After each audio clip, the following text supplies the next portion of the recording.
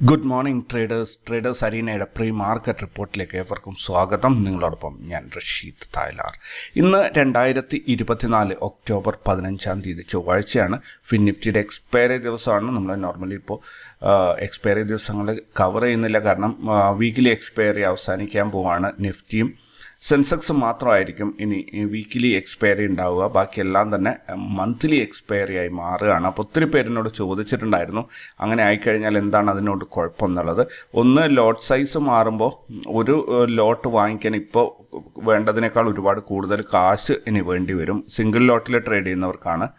അതുകൂടാതെ monthly expiry ആകുമ്പോൾ എക്സ്പയറിക്ക് കുറേ ദിവസങ്ങൾ ബാക്കിയുള്ളത് കൊണ്ട് തന്നെ പ്രീമിയം വളരെ കൂടുതലായിരിക്കും. അപ്പോൾ ഇപ്പോൾ ഒരു ലോട്ടിലൊക്കെ ട്രേഡ് ചെയ്യുന്നവർ ശരിക്കും ഇനി ബാങ്ക് നിഫ്റ്റിയൊക്കെ ഒരു ലോട്ട് ട്രേഡ് ചെയ്യാൻ നല്ലപോലെ സ്ട്രഗിൾ ചെയ്യേണ്ടി വരും. അപ്പോൾ എല്ലാവരും ഒന്നുകിൽ നിഫ്റ്റിയിലേക്കോ സെൻസെക്സിലേക്കോ മാറേണ്ടി വരും വീക്കിലി എക്സ്പയറിയിലേക്ക്. കാരണം പ്രീമിയം അതിൽ മാത്രമേ കുറവുണ്ടാവുള്ളൂ. അതാണ് ഒരു പ്രശ്നം നമ്മുടെ മുന്നിൽ ഉള്ളത്. ചെറിയ റീറ്റെയിലേഴ്സിനെയാണ് ഇത് ബാധിക്കുക. സിംഗിൾ ലോട്ടിലൊക്കെ ട്രേഡ് ചെയ്യുന്നവർക്ക് ഇതൊരു പ്രശ്നം തന്നെ ആയിരിക്കും. അതാണ് ഒരു പ്രധാനപ്പെട്ട പ്രശ്നം.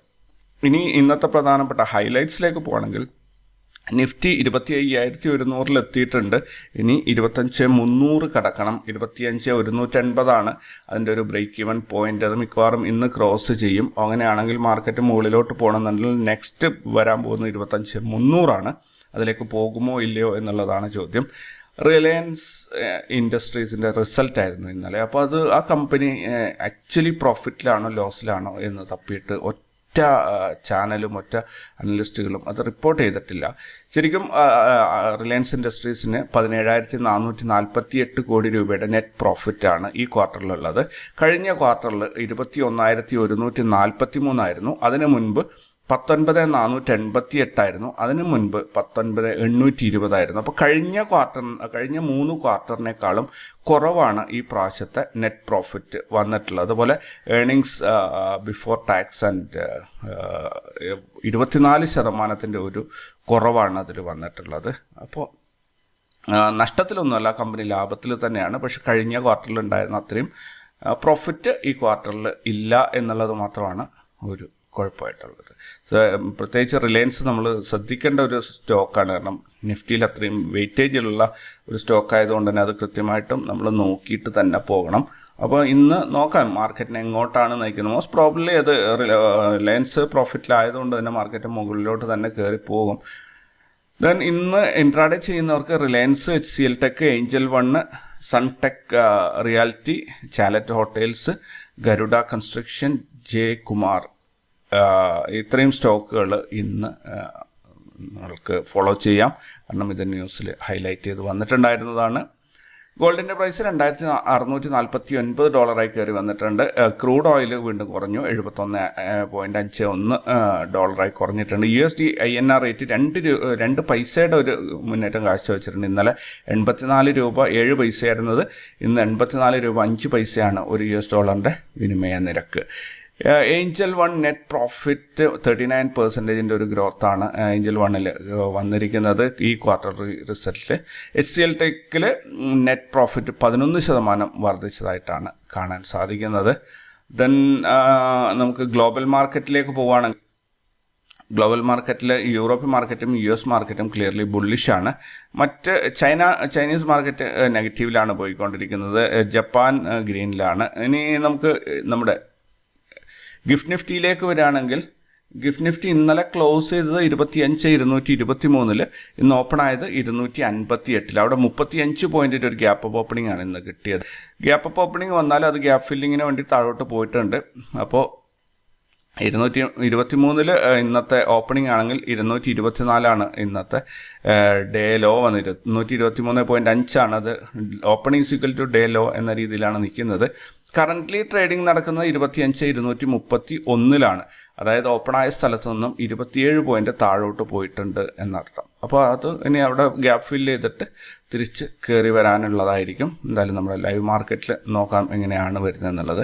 ഇനി ഗ്ലോബൽ ഈവൻറ്റ്സ് നോക്കുകയാണെങ്കിൽ India balance of trade, India imports and exports data, United kingdom unemployment rate, France inflation rate year on year final, Germany ZUW economic sentiment index, Canada inflation rate year on year. ഇത്രയും ഡാറ്റകളാണ് ഇന്ന് വരാനുള്ളത്. ഉള്ളത്.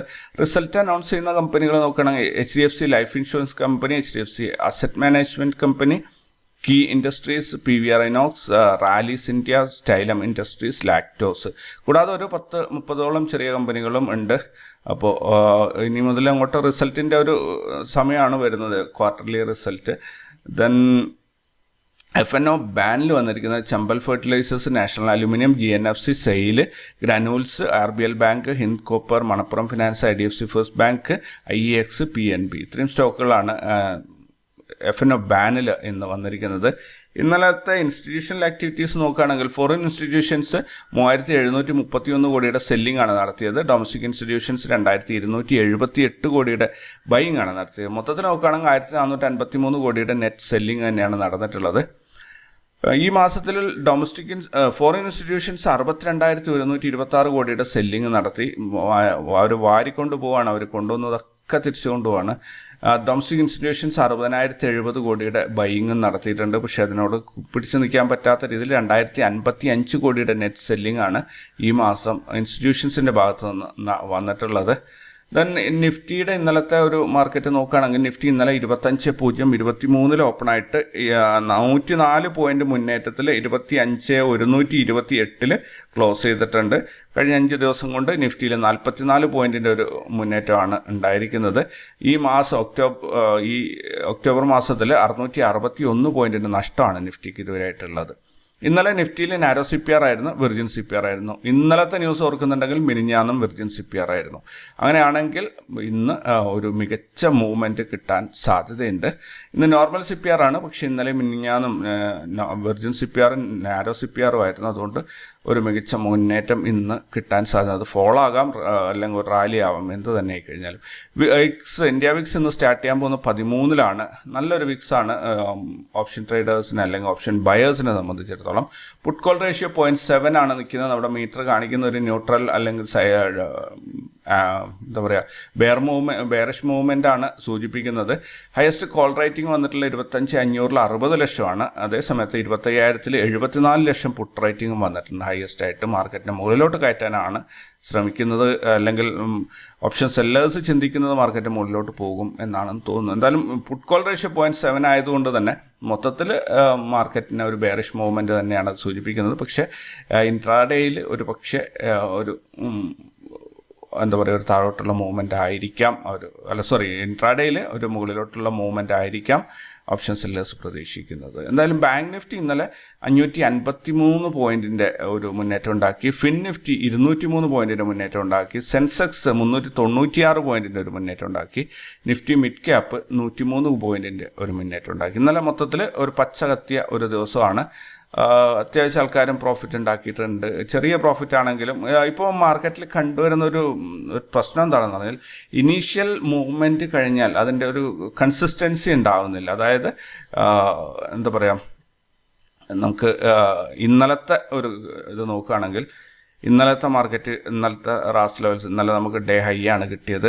ഇവിടെ നിന്ന് open ആയിട്ട് initial movement വന്നു, പിന്നെ കൺസോൾട്ടേഷനാണ്. Normally മുമ്പൊക്കെ അങ്ങനെയല്ല. ഇത് ഒരു 3 ഗ്രീൻ ക്യാൻഡിലാണെങ്കിൽ പിന്നെ എല്ലാം തന്നെ വരുന്നത് ഓൾമോസ്റ്റ് ഗ്രീൻ ക്യാൻഡിലായിരിക്കും. ചെറിയ രീതിയിൽ നിഫ്റ്റി കയറി അങ്ങ് പോകുമായിരുന്നു. ഇപ്പം അങ്ങനെയല്ല. ഫസ്റ്റിൽ ആളിക്കത്തൽ കഴിഞ്ഞാൽ പിന്നെ തീർന്നു, പിന്നെ ഒന്നുമില്ല. അതിൻ്റെ ഉള്ളിൽ പ്രോഫിറ്റ് എടുത്ത് മാറിക്കൊള്ളണം എന്നുള്ളതാണ് ഇപ്പോൾ വർക്കൗട്ട് ആവുന്ന ഒരു സ്ട്രാറ്റജി. ദെൻ ഇന്ന് മാർക്കറ്റ് എങ്ങനെയായിരിക്കും, നിഫ്റ്റിയുടെ മൂവ്മെൻറ്റ് എങ്ങനെയായിരിക്കും എന്നൊക്കെ നോക്കുകയാണെങ്കിൽ നിഫ്റ്റിയിൽ ഇന്ന് പ്രതീക്ഷിക്കുന്നത് ഇന്നലത്തേനേക്കാൾ വലിയ ഒരു റേഞ്ചാണ്. അതായത് 25 മാർക്കറ്റ് എയ്തർ കേസ് ഒന്നുകിൽ 25,300 ടച്ച് ചെയ്യും, അല്ലെങ്കിൽ 24,954 പോയിട്ട് ടച്ച് ചെയ്യും. ഈ രണ്ടിലേതെങ്കിലും ഒന്ന് ഡേ ലോ ആയിട്ട് 25,954 കിട്ടും, അല്ലെങ്കിൽ ഡേ ഹൈ ആയിട്ട് നമുക്ക് 25,300 കിട്ടും, 302. രണ്ടിലേതെങ്കിലും ഒന്ന് കിട്ടും. ഞാൻ പ്രതീക്ഷിക്കുന്നത് ഈ ഡേ ഹൈ കിട്ടും, 25,300 കിട്ടും എന്നാണ്. ഇനി നോ ട്രേഡ് സോണിലേക്ക് വരികയാണെങ്കിൽ നോ ട്രേഡ് സോണായിട്ട് നമുക്ക് ഈ 2 ലെവൽസിൻ്റെ ഇടയിലുള്ള വാല്യൂ എടുക്കേണ്ടി വരും. അതായത് 132-നും 25,088 ഇടയിലുള്ള ഒരു 42 പോയിന്റിൻ്റെ ഈ ഒരു സോൺ നമുക്ക് നോ ട്രേഡ് സോണായിട്ട് കണക്കൂട്ടേണ്ടി വരും. ദെൻ CPR വളരെ വൈഡായിട്ടുള്ള CPR ഒന്നുമല്ല, 114, 101, 88, 13 പോയിന്റിൻ്റെ ഗ്യാപ്പ് ലൈൻസ് തമ്മിലുള്ളൂ. അപ്പം വലിയ വൈഡൊന്നും അല്ല, നല്ലൊരു മൂവ്മെൻറ്റ് തരാൻ പാകത്തിനുള്ളതാണ്. ദെൻ ഒരു റെസിസ്റ്റൻസ് വരാനുള്ളത് ഇവിടെ യെസ്റ്റർഡേ ഹൈയിലാണ്. എനിക്ക് തോന്നുന്നു മാർക്കറ്റ് ഇന്ന് ഓപ്പൺ ആകാൻ പോകുന്നത് ഈ ഒരു സോണിലായിരിക്കും. അതായത് 25, 175, 159 എന്ന ഒരു 16 പോയിന്റിൻ്റെ ഒരു സോണുണ്ട് യെസ്റ്റർഡേ ഹൈയിൽ. ഇവിടെ ആയിരിക്കും മോസ്റ്റ് പ്രോബ്ലി ഇന്ന് മാർക്കറ്റ് ഓപ്പൺ ആവുക എന്ന് എനിക്ക് തോന്നുന്നു, അല്ലെങ്കിൽ ഇതിൻ്റെ മുകളിൽ. ദെൻ മാർക്കറ്റ് ഒരു റെയർ കേസിൽ മാർക്കറ്റ് ഇടിഞ്ഞ് താഴെ വരികയാണെങ്കിൽ 25,088, 25,076, 0.32, 25,076 താഴെ 25,032 എന്ന ഈ സോണിൽ നല്ല സപ്പോർട്ട് കിട്ടാൻ സാധ്യതയുണ്ട്. റെയർ കേസിൽ മാർക്കറ്റ് പൊട്ടിപ്പൊളിഞ്ഞ് എന്തെങ്കിലും ന്യൂസ് വന്ന് താഴോട്ട് പോവുകയാണെങ്കിൽ 24,954 വരെയും ഇറങ്ങിപ്പോകാനുള്ള സാധ്യതയുണ്ട്. സോ ഇത്രയൊക്കെയാണ് ഇന്നത്തെ ഒരു നിഫ്റ്റിയുടെ മൂവ്മെൻറ്റ് ഞാൻ പ്രതീക്ഷിക്കുന്നത്. അപ്പോൾ കീ ലെവൽസ് ആയിട്ട് നമുക്ക് നോക്കേണ്ടത് 25,088, പിന്നെ നോട്ട് റേറ്റ് സോണായിട്ട് 25,132, ഏറ്റവും ലോവർ ലെവലിൽ 25,954, അതിൻ്റെ മുകളിലേക്ക് വരുന്നത് 25,017, 25,032. ദെൻ നോട്ട് റേറ്റ് സോണായിട്ട് വരുന്നത് 25,088 മുതൽ 132 വരെയുള്ള ഈ ഒരു സോണാണ്. ദെൻ ഒരു റെസിസ്റ്റൻസ് വരാനുള്ളത് യെസ്റ്റർഡേ ഹൈയിൽ 25,175, 159 എന്ന ഈ ഒരു സോണിൽ. മാർക്കറ്റ് പ്രതീക്ഷിക്കുന്ന ഡേ ഹൈ എന്ന് പറയുന്നത് 25,300 സോ ഞാൻ പ്രതീക്ഷിക്കുന്നത് ഈ യെസ്റ്റർഡേ ഹൈയുടെ മുകളിൽ ഓപ്പണായിട്ട് ഡേ ഹൈ ഇന്ന് പ്രതീക്ഷിക്കുന്ന ഈ ഡേ ഹൈ ടച്ച് ചെയ്തിട്ട് പിന്നെ മാർക്കറ്റ് എങ്ങോട്ടും പോകും. അപ്പോൾ ഈ ഒരു സംഭവങ്ങൾ ഇതേ രീതിയിൽ ഞാൻ പ്രതീക്ഷിച്ചതുപോലെ സംഭവിക്കുന്നുണ്ടെങ്കിൽ ഞാൻ ഈ പറഞ്ഞ കാര്യങ്ങൾ നിങ്ങൾ ട്രേഡിങ്ങിൽ ഉപയോഗപ്പെടുത്തുക. ഇനി അതേപോലെ വന്നിട്ടില്ല, വേറെ ഏതെങ്കിലും രീതിയിലേക്കാണ് പോകുന്നതെങ്കിൽ ഞാൻ ഈ പറഞ്ഞ കാര്യങ്ങളൊക്കെ അർഹിക്കുന്ന അവജ്ഞതയോടെ തള്ളിക്കളയുക.